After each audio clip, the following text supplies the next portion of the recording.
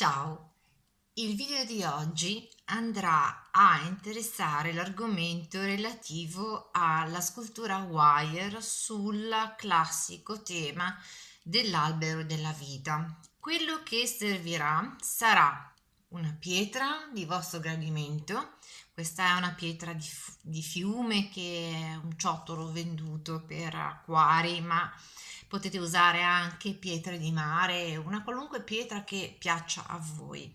Poi servirà del filo di rame. Io scelgo il rame perché sapete che mi piace molto ed è un colore caldo che trovo anche appropriato nel caso della pietra in cui i colori sono un pochettino freddi e poco colorati. Insomma, è una pietra molto bella per le vie delle striature, però il sopra è un beige verdognolo che non mi piace molto.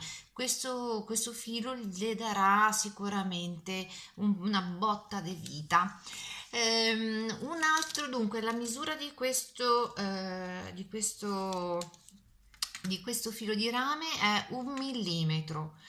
Poi useremo invece da 0,5 mm, che è molto sottile, perché utilizzeremo delle chips, ovvero quegli scarti di lavorazione delle pietre semidure.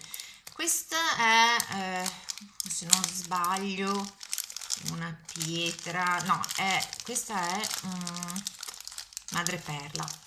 È una madreperla con dei toni che richiamano, come vedete, il sasso.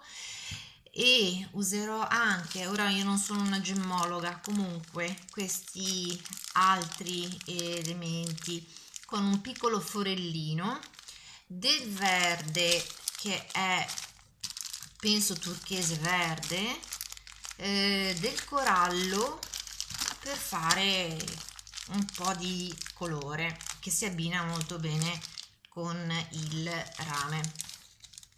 Io direi che per iniziare tutto quello di cui abbiamo bisogno è avere le idee un pochettino chiare.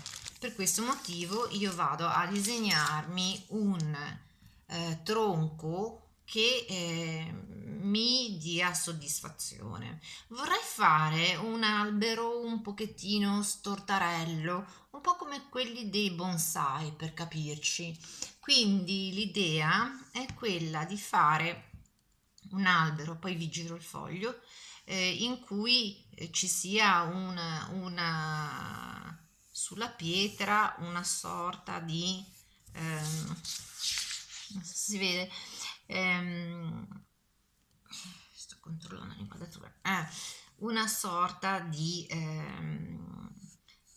attaccatura su cui io poi andrò a legare il mio filo di rame.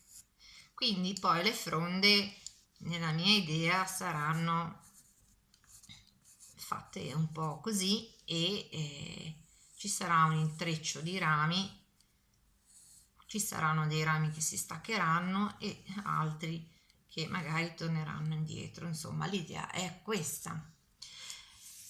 Ora vi faccio vedere come si avvolge il rame sulla pietra.